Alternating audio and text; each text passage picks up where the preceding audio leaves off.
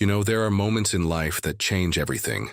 Moments where you realize that the person you raised, the child you sacrificed everything for, has become someone you don't even recognize. For me, that moment happened on Christmas Day, in front of my entire family, when my own son decided I wasn't worthy of sitting at his dinner table. But here's the thing about underestimating your parents. We built everything you have, and we can take it away just as easily. My name is William. I'm 72 years old, and this is the story of how my son Marcus learned the hardest lesson of his life. It's about respect, family, and what happens when you bite the hand that literally built your entire existence.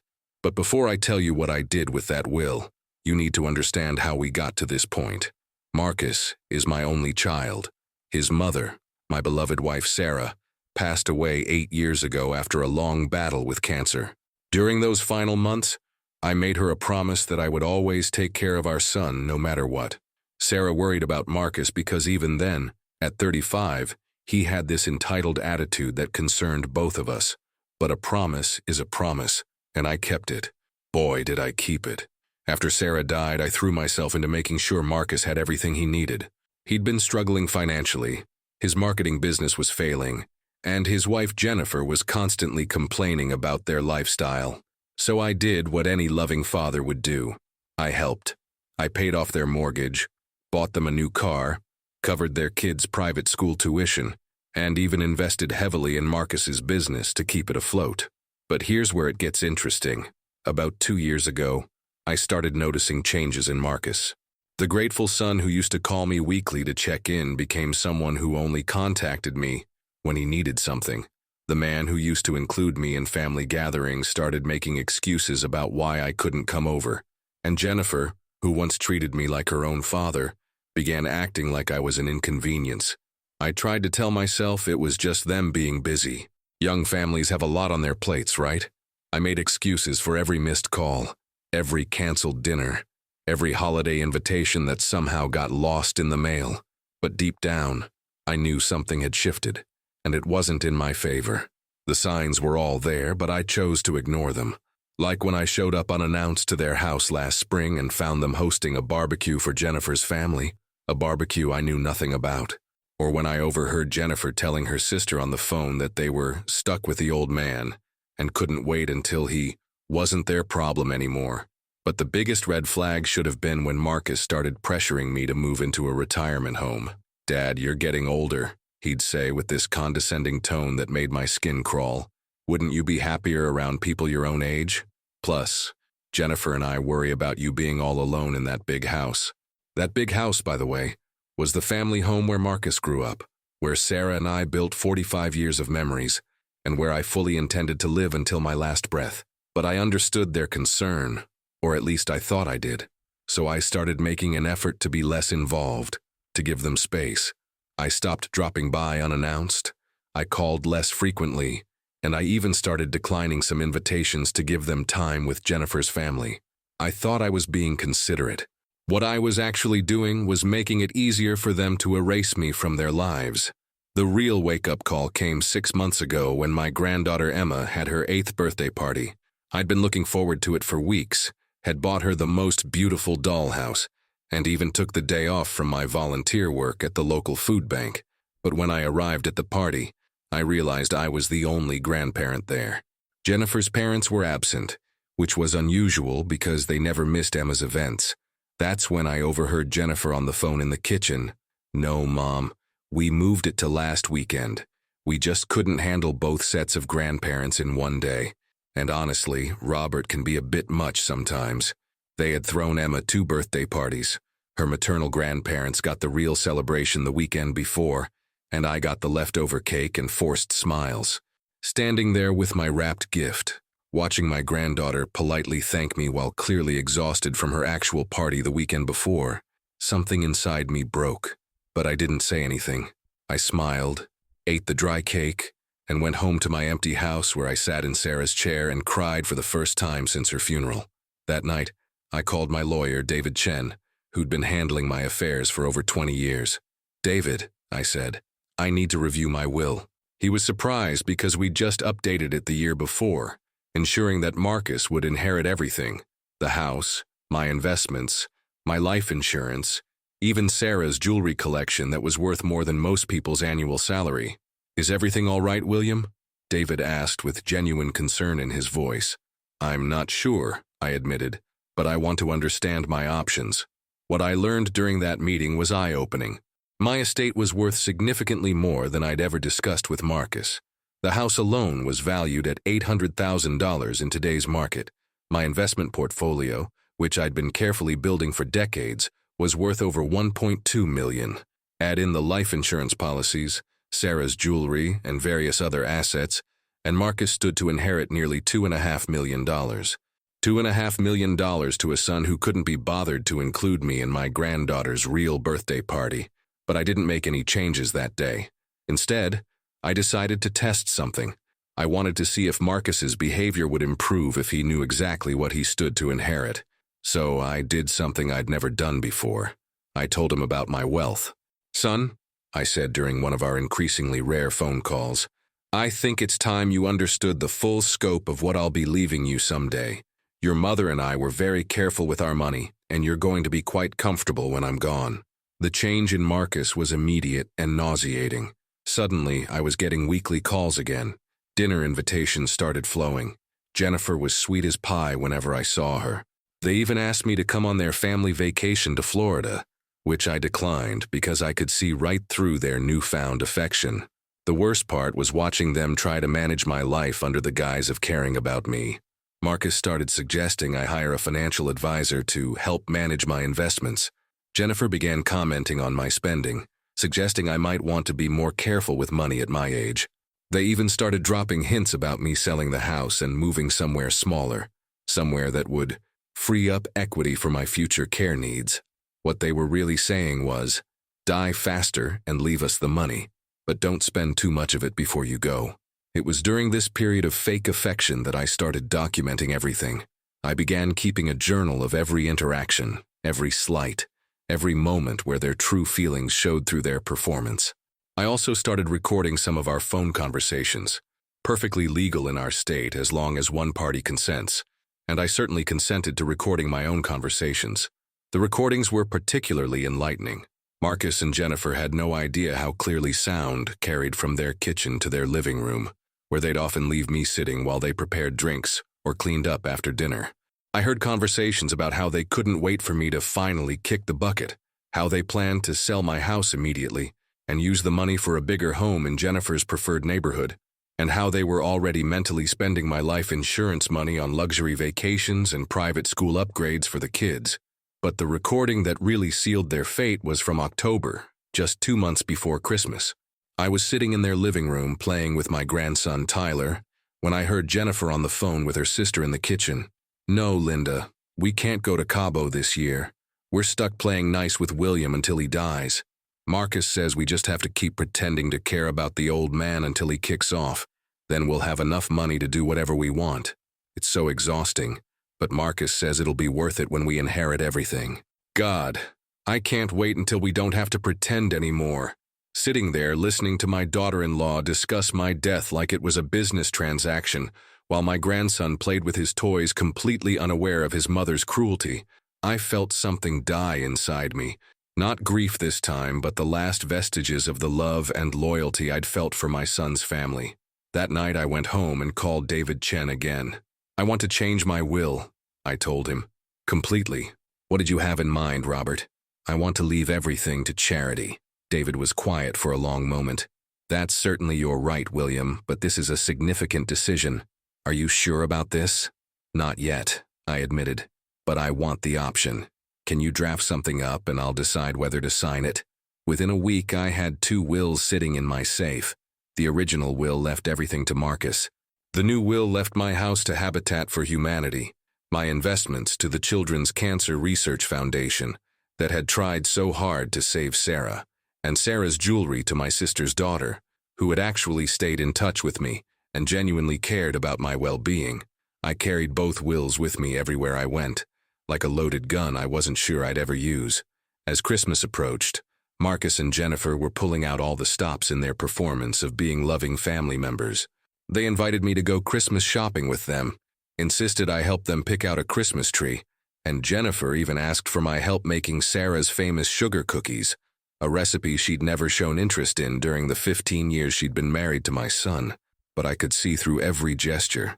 When Marcus hugged me goodbye after our shopping trip, his eyes were calculating the value of my watch. When Jennifer complimented my cooking, she was really evaluating what other family recipes might be worth preserving for appearances. And when they took family photos with me included, I could see them mentally cropping me out of their perfect family portrait. Still, I held on to hope. Maybe Christmas would be different. Maybe being surrounded by family, celebrating the birth of Christ, remembering what the season was supposed to represent, would bring out their better angels. Maybe my son would remember that I was his father, not just an obstacle standing between him and his inheritance. I was about to learn just how wrong I could be. Christmas Eve, Marcus called to confirm dinner plans. "Dad, we're planning to eat around 4 o'clock tomorrow. Jennifer's parents will be there, and her sister's family, too. It'll be a full house, but we're excited to have everyone together. Should I bring anything?" I asked, genuinely wanting to contribute to the family gathering. "Oh no, Dad. Jennifer has everything under control. Just bring yourself." Christmas morning, I woke up early and spent time looking through photo albums of past Christmases, pictures of Marcus as a little boy, eyes bright with wonder as he opened presents under the tree. Sarah and I had stayed up until 3 a.m. assembling. Photos of family dinners where Sarah presided over a table full of laughter and love, where Marcus would always insist I sit at the head of the table because Dad's the king of Christmas. Those memories felt like they belonged to someone else's life. I dressed carefully that day, wearing the sweater Sarah had knitted for me during her last Christmas. It was a deep blue with silver threads that caught the light, and she'd spent months working on it during her chemo treatments, determined to finish it before Christmas. I also wore my father's watch, the same watch Marcus had been eyeing during our shopping trip, and I carried both wills in my jacket pocket, still unsure which one represented the future I wanted to create. When I arrived at Marcus's house at exactly 4 o'clock, I could see through the front window that dinner was already in progress. The dining room was full of people laughing and eating, and Jennifer's father was clearly in the middle of telling some story that had everyone's attention. I stood there for a moment, watching my family celebrate Christmas without me, before ringing the doorbell. Marcus answered the door with a forced smile that didn't reach his eyes. "Dad, you're here. Come on in." But as I stepped into the foyer, I could see the problem immediately. The dining room table was full, not just full, but completely occupied with no empty chair in sight. Jennifer's parents were seated in the places of honor. Her sister's family filled one entire side of the table, and Marcus and Jennifer were at the head and foot respectively. There was literally nowhere for me to sit. "Oh," Marcus said, and I could see him calculating how to handle this situation. "You know what, Dad? The dining room is pretty crowded, but we set up a nice spot for you in the living room. You'll be more comfortable there anyway, and you can watch the game if you want." I looked past him into the dining room, where Jennifer's father was seated in what used to be my chair at family dinners, and Jennifer's mother was wearing a Christmas sweater remarkably similar to the one Sarah used to wear for holiday photos.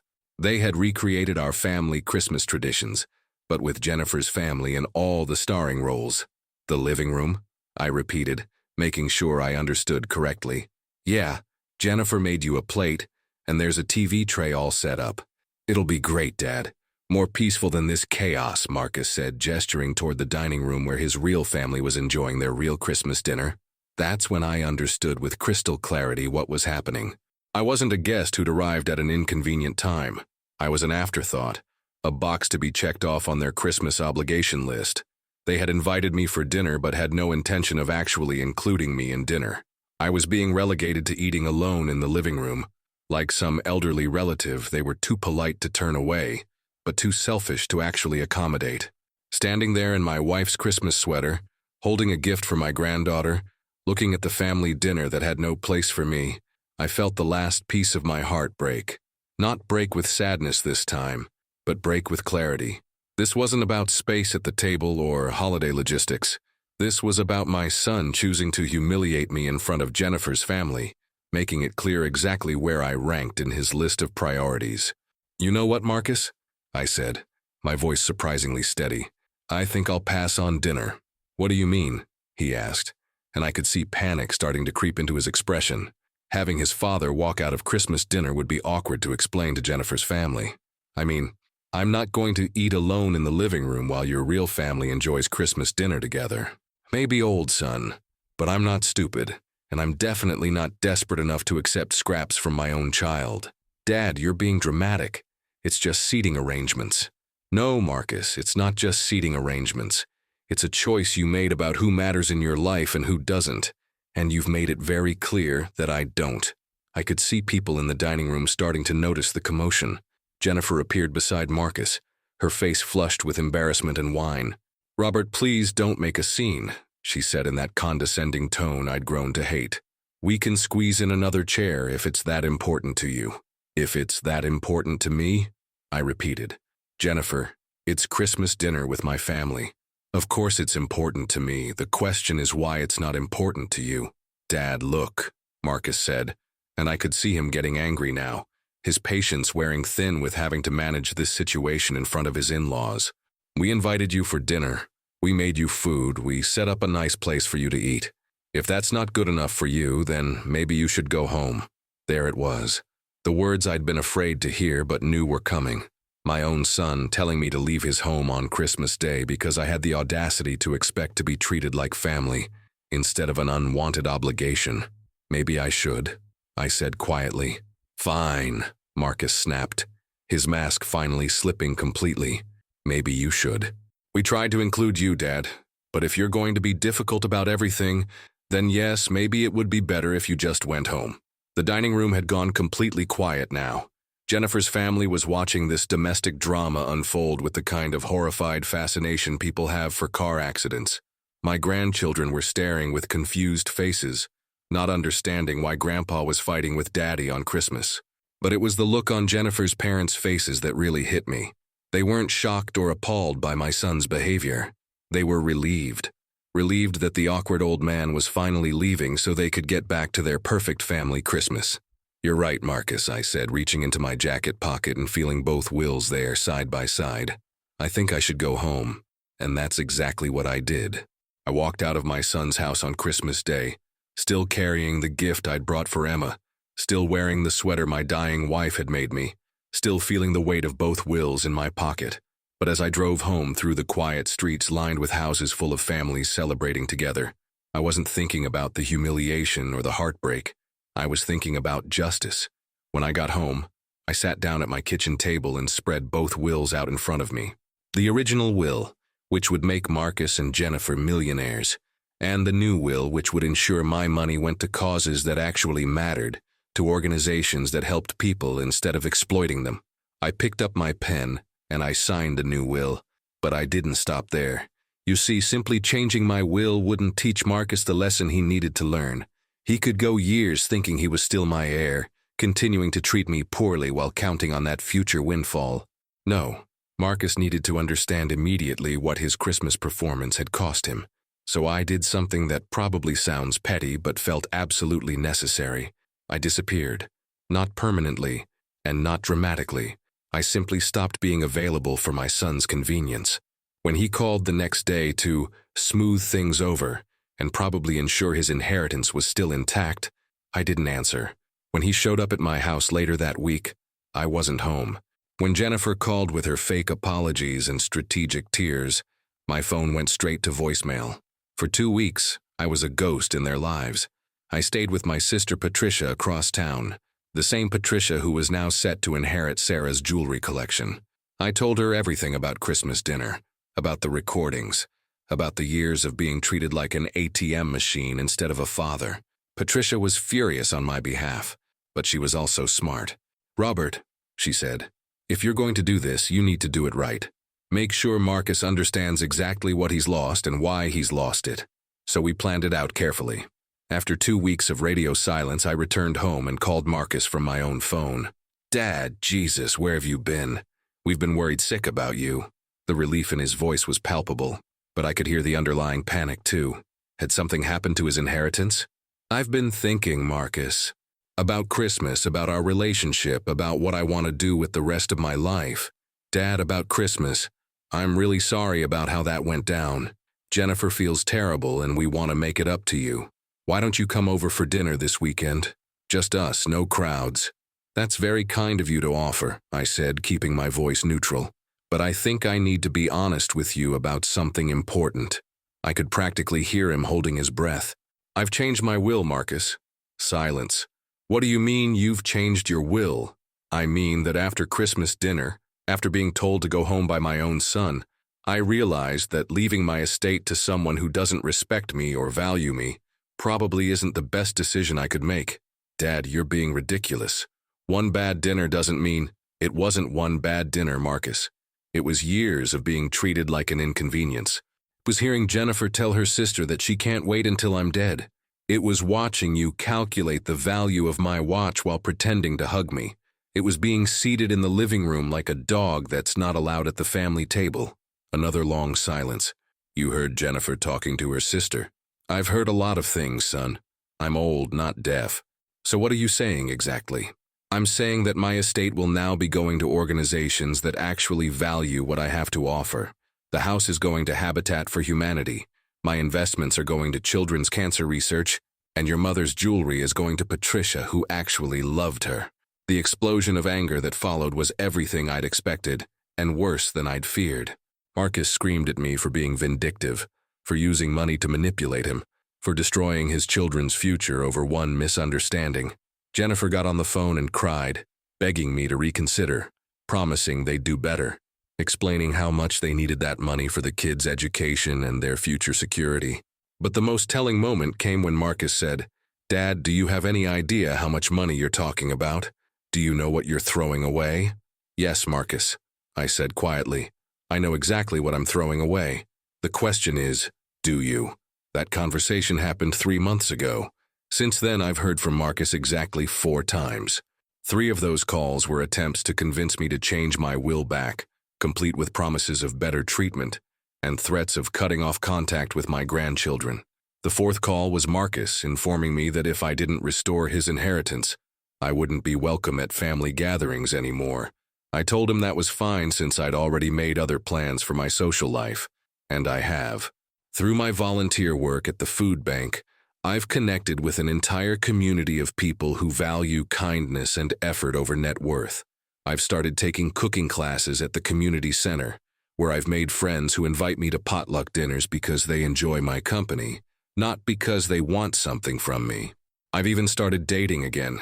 Margaret is a 70-year-old retired teacher whose husband died 5 years ago, and she makes me laugh in ways I'd forgotten were possible. My new life is smaller than my old life, but it's also cleaner.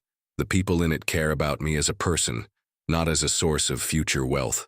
When Margaret's grandchildren visit her, they include me in their games because their grandmother loves me, not because they're performing for an inheritance they'll never receive. But the best part of my new life is the peace I feel. No more walking on eggshells around my son's moods. No more pretending not to notice Jennifer's calculating glances. No more wondering if my family loves me or just tolerates me for financial gain. The people who love me now do it because I make their lives better, not because I might make them richer someday. Marcus did try one final manipulation about 6 weeks ago. He brought the grandchildren to my house for an ambush visit, clearly hoping that seeing Emma and Tyler would guilt me into changing my will back.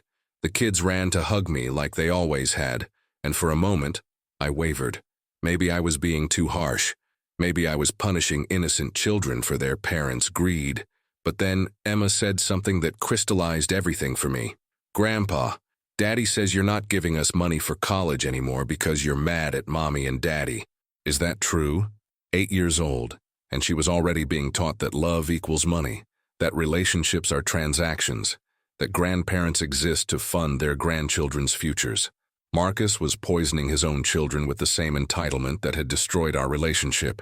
Emma, I said, sitting down so we were at eye level, your education will always be important to me, but there are different ways to help someone learn and grow. Sometimes the most important lesson is that money isn't love, and love isn't money. She looked confused, which was understandable for an 8-year-old, but Tyler, who's 10 and sharper than his parents give him credit for, nodded like he understood something important. After they left, I called David Chen one more time. David, I want to create an education fund for my grandchildren, separate from everything else. How much are you thinking, William? enough for community college or trade school, with the condition that they have to write me a letter explaining what they want to study and why it matters to them. If they can convince me they're pursuing education for the right reasons, not just because it's expected, I'll support that. It's not the blank check Marcus was expecting, but it's something. More importantly, it's something that requires my grandchildren to have a relationship with me based on communication and mutual respect, not just financial expectation.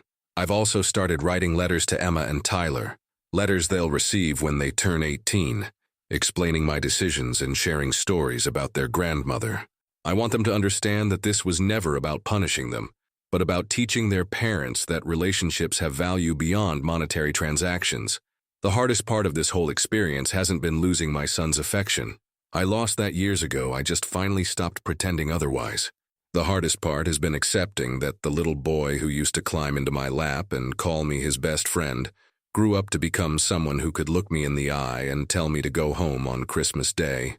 But I've also learned something important about myself. I'm stronger than I thought I was. For years after Sarah died, I was so afraid of being alone that I accepted being treated poorly, just to maintain some connection to family. But being alone isn't the worst thing that can happen to you. Being disrespected by people who are supposed to love you is much worse. Now, when I sit in Sarah's chair in the evenings, I don't feel like I'm waiting for my life to end. I feel like I'm finally living the life I deserve. Margaret comes over for dinner twice a week, and we cook together and laugh at British mysteries on television. Patricia calls me every Sunday, and we talk for hours about books and politics and memories of our childhood. My friends from the food bank include me in their weekend adventures, and I've discovered a love for hiking that I never had time for when I was busy funding my son's lifestyle. The money that would have gone to Marcus is doing real good in the world now.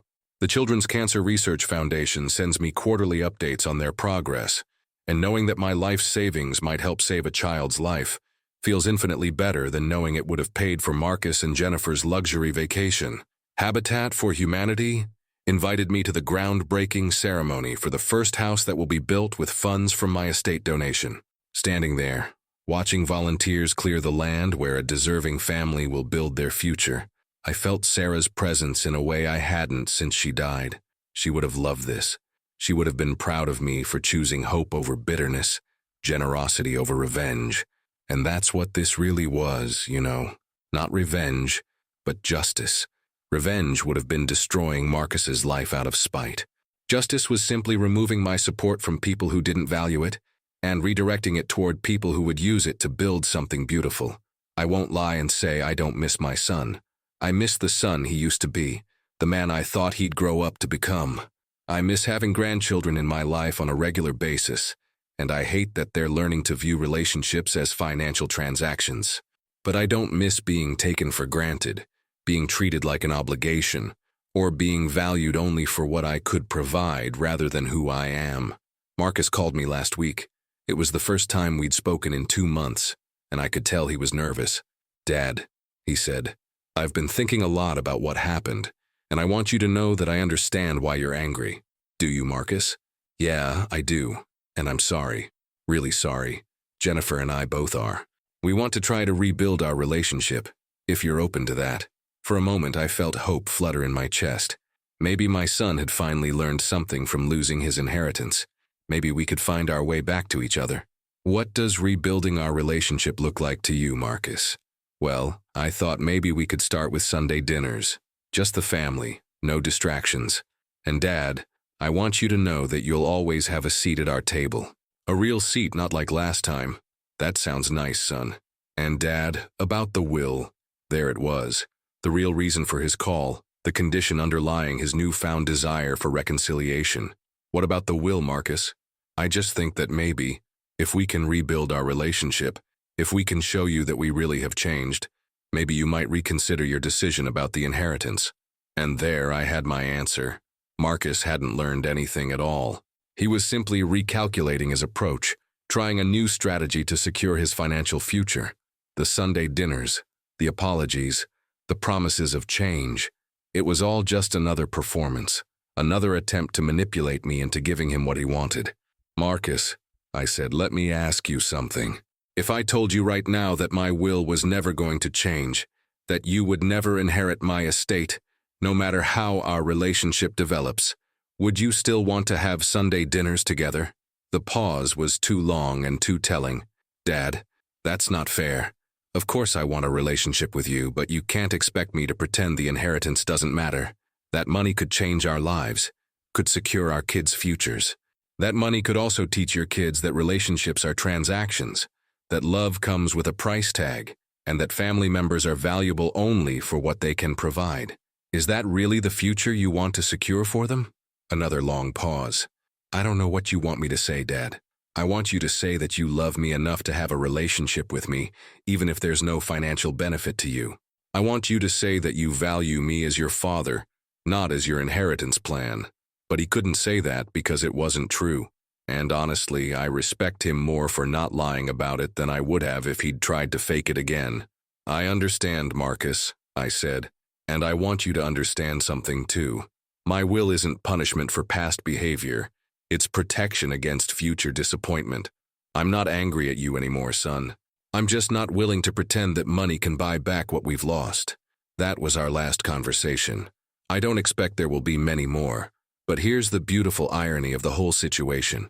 In losing my inheritance, Marcus has lost the very thing he thought he needed to be happy. He's spent so much energy focusing on my money that he's forgotten how to build wealth of his own. His business is still struggling. Jennifer is still complaining about their lifestyle, and now they don't have the safety net of my future estate to fall back on. Meanwhile, I'm happier than I've been in years. Margaret and I are planning a trip to Europe this spring, something I could never have done when I was constantly supporting Marcus's family financially. Patricia and I are closer than we've been since we were children, and my volunteer work has given me a sense of purpose that I'd lost after Sarah died. The best part is that I'm finally living according to my own values instead of trying to buy love from people who were never going to give it freely. Sarah would be proud of me. Not for cutting Marcus out of my will, she would have grieved that decision as much as I have. But she would be proud of me for finally standing up for myself, for choosing dignity over desperation, for building a life based on mutual respect rather than financial obligation. Sometimes I wonder what would have happened if Marcus had simply made room for me at that Christmas dinner table. If he'd told Jennifer's parents, "You know what? Dad needs to sit here, so let's rearrange things."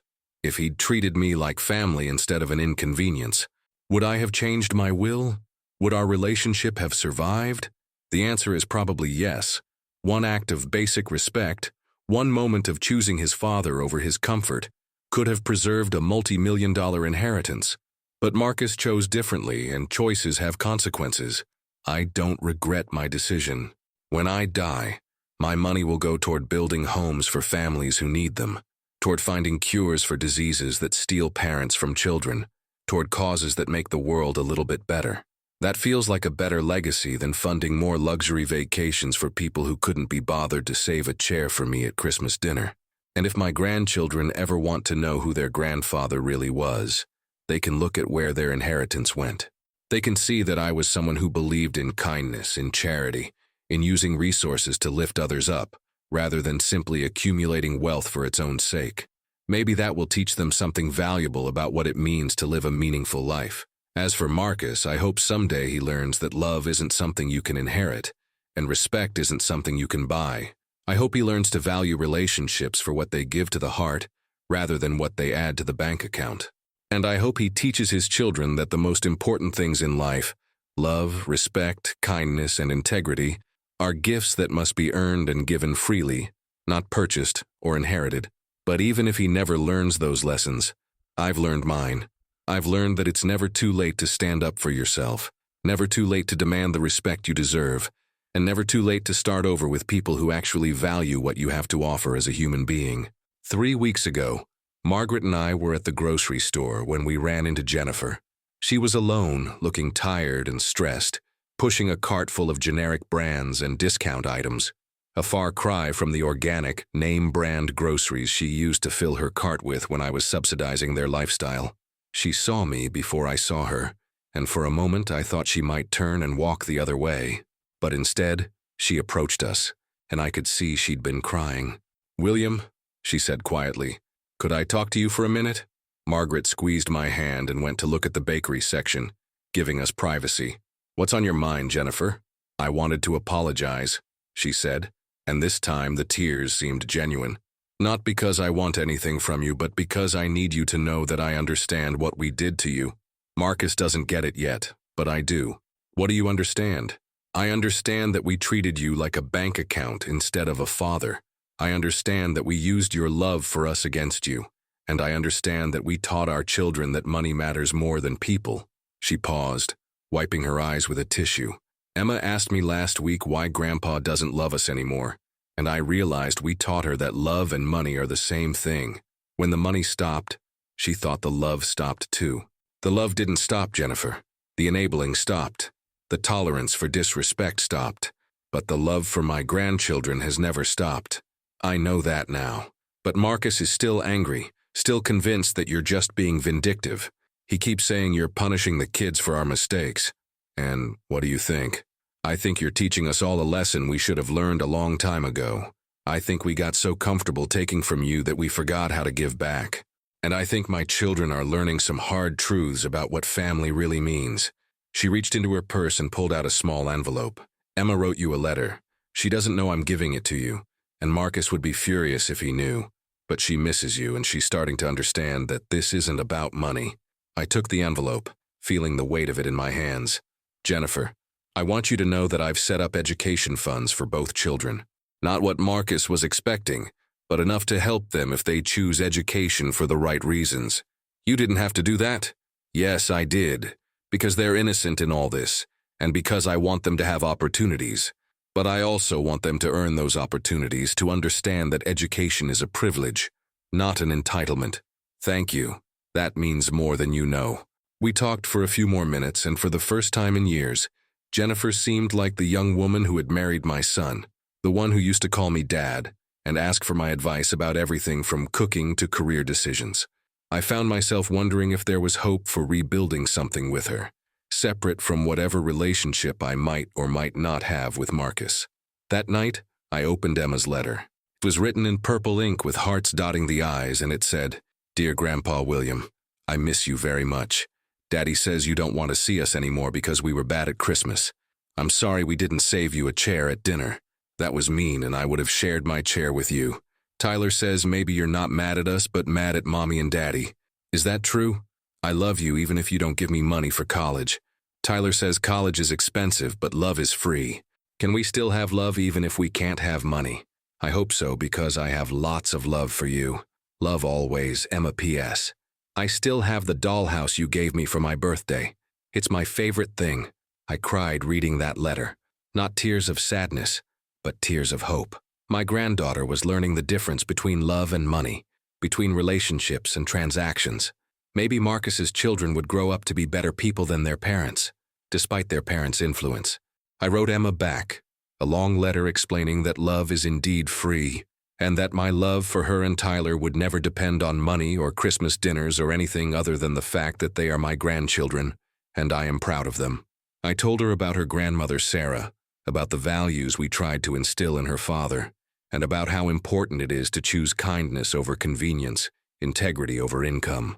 I also wrote to Tyler, explaining in terms a 10-year-old could understand why I made the decisions I made, and what I hoped he would learn from watching how adults handle conflict and disappointment. I mailed both letters along with small gifts, not expensive ones, but thoughtful ones. For Emma, I sent a book about a little girl who learns that the best things in life can't be bought. For Tyler, I sent a puzzle that, when completed, reveals a picture of a family tree with the words, "Family is built on love, not money," at the roots. A week later, I received a phone call from Tyler. "Grandpa William, this is Tyler." "Tyler, how did you get my number?" "I asked Mom for it. She said I could call you if I promised to be respectful." "I'm always happy to hear from you, buddy. How are you doing?" "I'm okay. I wanted to thank you for the puzzle. It was really hard, but I finished it yesterday. I'm proud of you for sticking with it." "Grandpa, can I ask you something?" "Of course. Are you ever going to come to dinner again?" I paused, thinking carefully about how to answer. "Tyler, that depends on whether your parents want me there for the right reasons. Do you understand what I mean?" "I think so. Like, they should want you there because they love you, not because they want something from you?" "That's exactly right. You're a very smart young man. Grandpa, I think Mom understands that now, but Dad is still really mad. Sometimes it takes people different amounts of time to learn the same lesson, Tyler. Your dad might need more time to understand. Will you wait for him? I'll always hope that your dad and I can fix our relationship, Tyler. But I won't wait forever. And I won't pretend that money can fix what's broken between us. Okay. I love you, Grandpa. I love you too, buddy. More than you know. That conversation gave me more hope than all of Marcus's previous attempts at reconciliation combined. My grandchildren were learning to value relationships over transactions, to understand that love and respect can't be bought or sold. Yesterday, something unexpected happened. I was working in my garden, something I'd started doing again now that I have time for hobbies, when Marcus pulled into my driveway. But this time, he wasn't alone. Emma and Tyler were with him, and they ran to hug me before Marcus could say anything. "Grandpa, we missed you so much," Emma squealed, wrapping her arms around my waist. Tyler was more reserved but equally warm. "Hi, Grandpa. Dad said we could visit for a little while." I looked at Marcus over their heads, trying to read his expression. He looked tired, older than his 43 years, and there was something different in his eyes. Not the calculating look I'd grown accustomed to, but something that looked almost like humility. "Can we talk, Dad?" he asked quietly. I told the kids they could explore the backyard and pick flowers for their mother if they wanted. Then Marcus and I sat on the front porch, the same porch where I'd taught him to ride a bike, where we'd talked about his first day of school, where he'd told me about his plans to propose to Jennifer. "I've been doing a lot of thinking since our last conversation," Marcus began, "and I've been talking to a therapist." That surprised me. Marcus had always been skeptical of therapy, calling it paying someone to tell you what you already know. "What made you decide to do that?" "Jennifer, actually. After she saw you at the grocery store, she came home and told me about your conversation. She said some things that made me realize I might not be seeing this situation clearly." "What kind of things?" "She said that I'd become someone she didn't recognize, someone who put money ahead of family. She said that watching me treat you the way I have been treating you made her ashamed to be married to me." I didn't say anything, just waited for him to continue. "The therapist asked me to think about what kind of man I want to be, and what kind of father I want to be. She asked me if I want my children to treat me the way I've been treating you." "And what did you realize?" "I realized that I've been horrible to you, Dad. Not just at Christmas dinner, but for years. I've been treating you like an ATM machine, like your only value was what you could provide for my family financially. And when you stopped providing that, I got angry at you instead of looking at my own behavior." This was more self-awareness than Marcus had shown in years, but I'd been disappointed before. "What else did you realize?" "I realized that I've been teaching my children terrible values. Tyler asked me last week if I only love him when he gets good grades because that's how it seems like I love you, only when you're giving me something I want." That hit me like a punch to the stomach. "What did you tell him?" "I told him that wasn't true, but then I realized it kind of is true. I've been making my love conditional on performance, just like I made my respect for you conditional on your financial support." We sat in silence for a few minutes, watching Emma chase butterflies in the yard. "Marcus, I appreciate you telling me this. I really do. But I need you to understand that changing the will back isn't an option. That decision wasn't made in anger, and it won't be reversed because of apologies." "I know," he said, and I was surprised to realize he seemed genuine. The therapist helped me understand that this was never really about the money. It was about respect and dignity, and treating family members like they matter. "So why are you here?" "Because I want to try to rebuild our relationship. Not for money, not for inheritance, but because I miss my dad. I miss having someone to call when I need advice. I miss having someone who's proud of me for the right reasons. I miss feeling like I belong to something bigger than just my immediate family." I felt that familiar flutter of hope, but I was cautious.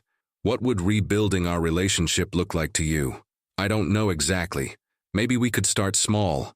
Maybe I could bring the kids by sometimes, not because I want something, but because they love you and you love them. Maybe we could have lunch once in a while and just talk about normal things. Maybe I could ask for your advice about parenting and actually listen to your answers." "And what about Jennifer?" "Jennifer wants to rebuild her relationship with you too. She says she misses having a father figure in her life, and she feels terrible about how she's treated you." "Marcus, I need you to understand something. If we're going to try this, it has to be real. No more performances, no more hidden agendas, no more keeping track of what you think you're owed. Can you handle that? I want to try, Dad. I really want to try. We talked for another hour, and for the first time in years, it felt like talking to my son instead of negotiating with a stranger. We talked about his work, about the kids' school, about his memories of his mother. We didn't talk about money or inheritance or any of the topics that had poisoned our relationship. When it was time for them to leave, Emma ran up to me with a bouquet of dandelions. "These are for you, Grandpa, because dandelions are strong and they grow even when people don't want them to." "Why did you pick strong flowers for me, sweetheart?" "Because Mom said you're the strongest person she knows, and that you taught her that being strong means standing up for what's right even when it's hard." I looked at Marcus, who was watching this exchange with tears in his eyes. "She's right, Dad," he said quietly. "You are the strongest person I know. And I'm sorry it took me so long to remember that." As they drove away, I stood in my garden holding Emma's dandelions and feeling something I hadn't felt in years. Hope for my family's future. Not hope that Marcus would change back into the little boy who used to think I hung the moon, but hope that he might grow into a man I could be proud of again. I don't know if we'll be able to rebuild our relationship completely. Too much has been said and done. Too many trusts have been broken. But for the first time since that Christmas dinner, I believe my son might actually want to try for the right reasons. And even if we can't get back to where we were, maybe we can find something new.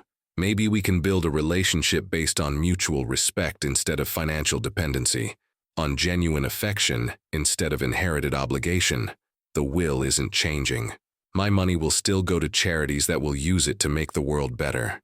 But maybe, just maybe, my son is finally learning that the most valuable things I have to give him can't be inherited anyway. Margaret always says that the best revenge is living well, and she's right. But sometimes the best revenge is also teaching people that love and respect can't be bought, that dignity isn't for sale, and that treating people poorly has consequences. Marcus learned that lesson the hard way, and it cost him millions of dollars. But maybe what he's learning now about what family really means, about what really matters in life, is worth more than any inheritance could ever be. Only time will tell. But for the first time in years, I have time. I have a life I love, friends who value me, and a granddaughter who picks dandelions because they're strong. That feels like wealth enough for any man. If you enjoyed this revenge story, smash that like button. Drop a comment below telling me what you would have done in this situation. Subscribe to the channel for more incredible stories. And don't forget to hit that notification bell so you never miss when I upload new content.